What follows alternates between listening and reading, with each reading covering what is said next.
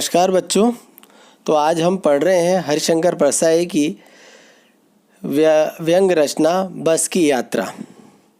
हम 5 मित्रों ने तय किया कि शाम 4 बजे की बस से चलें। पन्ना से इसी कंपनी की बस सतना के लिए घंटे भर बाद मिलती है, जो जबलपुर की ट्रेन मिला देती है। सुबह घर पहुंच जाएंगे। हम में से 2 को सुबह काम पर हाजिर होना था, इसलिए वापसी का यही रास्ता अपनाना जरूरी था। लोगों ने सलाह दी कि समझदार आदमी इस शाम वाली बस से सफ़र नहीं करते। क्या रास्ते में डाकू मिलते हैं? नहीं, बस डाकी नहीं। बस को देखा तो श्रद्धा उमड़ पड़ी। खूब वयोवृद्ध थी, सदियों के अनुभव के निशान लिए हुए थी। लोग इसलिए इसे सफ़र नहीं करना चाहते कि वृद्धावस्था में इसे कष्ट होगा। यह बस पूजा के योग्य थी, उस पर सवार कैसे हुआ जा सकता है? बस कंपनी के एक हिस्सेदार भी उसी बस से जा रहे थे। हमने उनसे पूछा, यह बस चलती भी है? वह बोले, चलती क्यों नहीं है जी, अभी चलेगी। हमने कहा, वही तो हम देखना चाहते हैं, अपने आप चलती है या? हाँ जी, और कैसे चलेगी? गजब हो गया, ऐसी बस अपने आप चलती है। हम आगा पीछा करने लगे। डॉक्टर मित्र ने कहा, डरो मत, चलो, बस अनुभवी है, नई नवेली बसों से ज़्यादा विश्वसनीय है, हमें बेटों की तरह प्यार से गोद में लेकर चलेगी। हम बैठ गए। जो छोड़ने आए थे वे इस तरह देख रहे थे जैसे अंतिम विदा दे रहे हैं। उनकी आंखें कह रही थी, आना जाना तो लगा ही रहता है, आया है सो जाएगा। राजा रंक फकीर, आदमी को कुछ करने के लिए एक निमित्त चाहिए।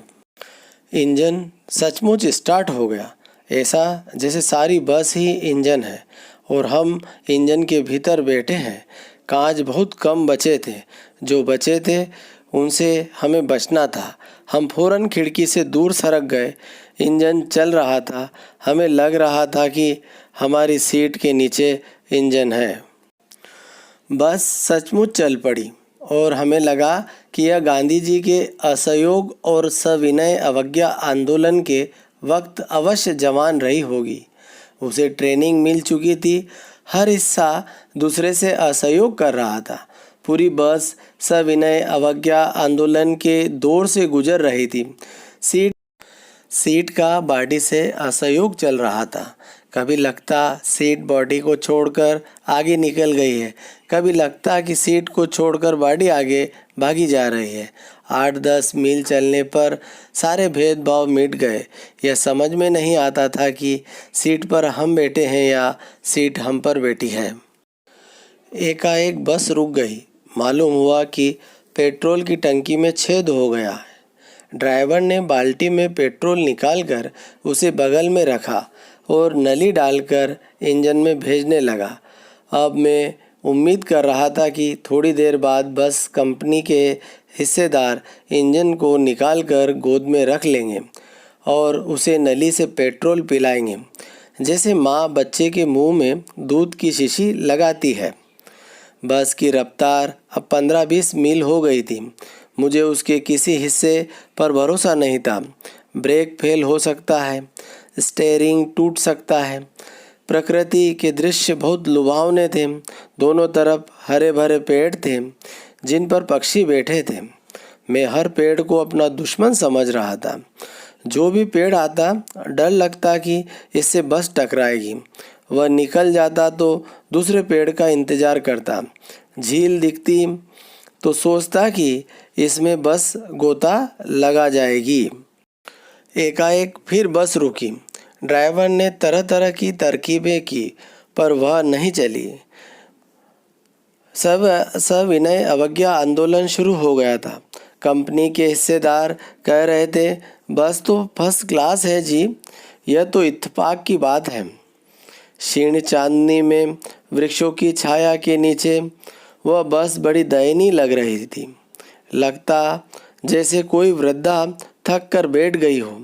हमें ग्लानि हो रही थी कि बेचारी पर लदकर हम चले आ रहे हैं। अगर इसका प्राणांत हो गया तो इस बियाबान में हमें इसकी अंत्येष्टि करनी पड़ेगी।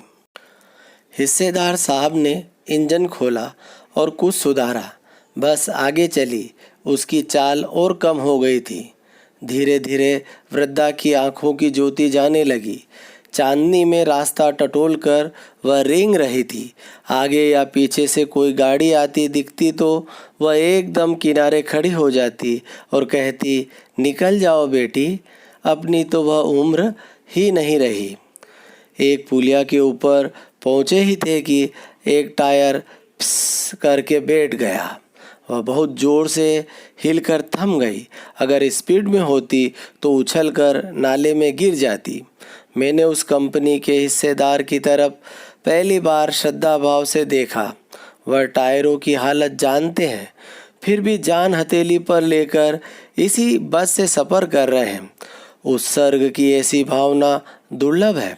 सोचा, इस आदमी के साहस और बलिदान भावना का सही उपयोग नहीं हो रहा है। इसे तो किसी क्रांतिकारी आंदोलन का नेता होना चाहिए।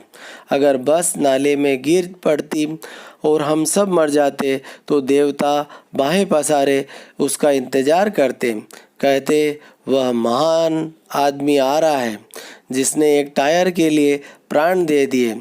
मर गया पर टायर नहीं बदला। दूसरा घिसा टायर लगाकर बस फिर चली। अब हमने वक्त पर पन्ना पहुंचने की उम्मीद छोड़ दी थी। पन्ना कभी पहुंचने की उम्मीद छोड़ी दी थी? पन्ना क्या, कहीं भी कभी भी पहुंचने की उम्मीद छोड़ दी थी। लगता था जिंदगी इसी बस में गुजारनी है और इससे सीधे उस लोक को प्रयाण कर जाना है। इस पृथ्वी पर उसकी कोई मंजिल नहीं है। हमारी बेताबी, तनाव खत्म हो गए। हम बड़े इत्मीनान से घर की तरह बैठ गए। चिंता जाती रही। हंसी मजाक चालू हो गया। हरिशंकर परसाई। प्रश्न अभ्यास करते हैं। पहले है कारण बताएं। का पहला प्रश्न, मैंने उस कंपनी के हिस्सेदार की तरफ पहली बार श्रद्धा भाव से देखा। उत्तर है, लेखक के मन में हिस्सेदार साहब के लिए श्रद्धा क्यों जग गई? तो उत्तर ध्यान से सुनेंगे। लेखक के मन में कंपनी के हिस्सेदार साहब के लिए इसलिए श्रद्धा जग गई क्योंकि पहला है, कंपनी का हिस्सेदार थोड़े से पैसों के लिए अपनी तथा यात्रियों की जान की परवाह नहीं कर रहा था। दूसरा, वह घिसे टायर लगाकर बस चलवा रहा था और जान जोखिम में डालकर यह काम कर रहा था। तीसरा है, अपनी उत्सर्ग की भावना का परिचय वह कुछ ही रुपयों के बदले दे रहा था। चौथा, उनके साहस और बलिदान की भावना को देखते हुए उन्हें किसी क्रांतिकारी आंदोलन का नेता होना चाहिए।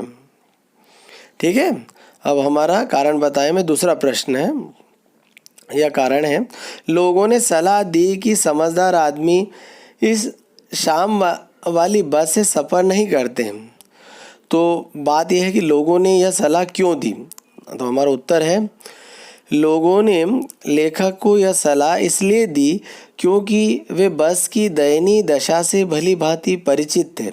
उन्हें यह भी पता था कि यह बस कहाँ खराब हो जाए कुछ नहीं कहा जा सकता। यह जीर्ण शीर्ण है, इसके खराब होने पर ठीक होने की संभावना भी कम है। यात्रा के बीच कहाँ रुककर सारी रात बितानी पड़े इसके बारे में कुछ नहीं कहा जा सकता।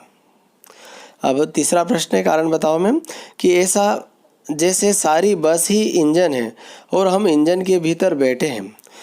तो लेखक को ऐसा क्यों लगा? उसका उत्तर है, लेखक ने ऐसा इसलिए लगा क्योंकि स्टार्ट होने पर बस के इंजन में ही कंपन होना चाहिए था, पर यहाँ तो सारी बस ही बुरी तरह खड़ खड़ करती हुई हिलने लगी।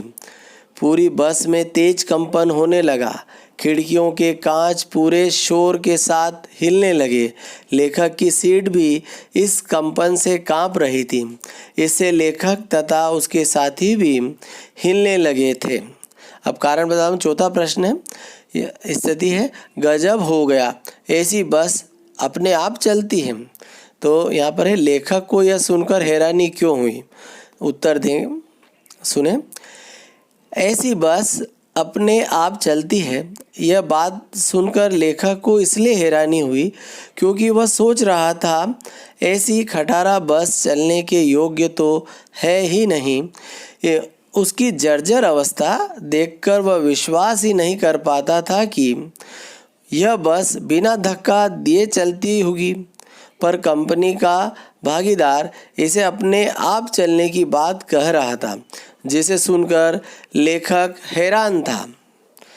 कारण बताओ में पांचवी स्थिति है, मैं हर पेड़ को अपना दुश्मन समझ रहा था। तो कौन, लेखक पेड़ को दुश्मन क्यों समझ रहा था, प्रश्न ये होता। उत्तर सुने। लेखक पेड़ों को अपना दुश्मन इसलिए समझ रहा था क्योंकि बस के एक पुर्जे खराब हो रहे थे और बस बार बार रुक रही थी। बस से उसका विश्वास उठ चुका था। उसे लग रहा था कि बस की ब्रेक फेल हो सकती है, स्टीयरिंग टूट सकता है और बस अनियंत्रित होकर सड़क के किनारे के पेड़ों से टकरा सकती है। ठीक है, अब हमारा है पाठ से आगे। पाठ से आगे में हमारा पहला प्रश्न है, सविनय अवज्ञा आंदोलन किसके नेतृत्व में, किस उद्देश्य से तथा कब हुआ था। इतिहास की उपलब्ध पुस्तकों के आधार पर लिखिए। आपको हम बता रहे हैं, आप सुने समझे। साथ में देखो इसमें सब विनय अवज्ञा आंदोलन की भी बात हुई है, तो समझाते हैं। उत्तर ध्यान से सुनेंगे। सविनय अवज्ञा आंदोलन महात्मा गांधी के नेतृत्व में सन 1930 में अंग्रेज सरकार के विरुद्ध शुरू किया गया। उस समय भारतीय समाज गरीबी में दिन बिता रहा था। लोगों को मुश्किल में 2 जून की रोटी नसीब हो रही थी। वे मुश्किल से नमक रोटी खाकर गुजारा कर रहे थे। अंग्रेजों ने नमक पर भी टैक्स लगा दिया। इससे नाराज गांधी जी ने नमक बनाकर कानून भंग किया। सविनय अवज्ञा आंदोलन के निम्नलिखित उद्देश्य थे। पहला है, भारतीय किसान व्यावसायिक खेती करने पर विवश थे। व्यापार में मंदी और गिरती कीमतों के कारण वे बहुत परेशान थे। दूसरा है, उनकी आय कम होती जा रही थी और वे लगान का भुगतान नहीं कर पा रहे थे। तीसरा, ब्रिटिश सरकार के शोषण के विरुद्ध इसे हथियार बनाया गया। ठीक है। दूसरा प्रश्न है, सविनय अवज्ञा का उपयोग व्यंग्यकार ने किस रूप में किया है, लिखिए। उत्तर सुने। सविनय अवज्ञा का उपयोग लेखक ने बस की जीर्ण शीर्ण तथा खटारा दशा होने के बावजूद उसके चलने या चलाए जाने के संदर्भ में किया है। यह आंदोलन 1930 में अंग्रेजी सरकार की आज्ञा न मानने के लिए किया गया था। 12 मार्च 1930 को दांडी मार्च करके नमक कानून तोड़ा गया।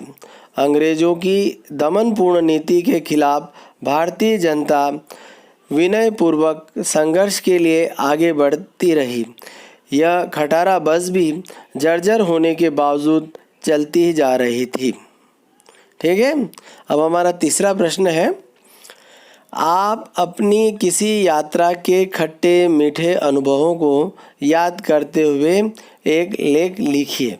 यह बच्चों आपको लिखना है। इस बार ज़रूर स्थितियाँ जो है वो अनुकूल नहीं रही, कोरोना वायरस के कारण आप कहीं जा नहीं पाए हैं, लेकिन इससे पूर्व में जो है आप कभी न कभी पहले आपने यात्रा ज़रूर की होगी। तो उस यात्रा के खट्टे मीठे अनुभव जो है आप लिख कर लाएँ। ये आपका जो है, या मुझे बताएं इसे लिखकर, ये आपको स्वयं को करना है। धन्यवाद। जय हिंद।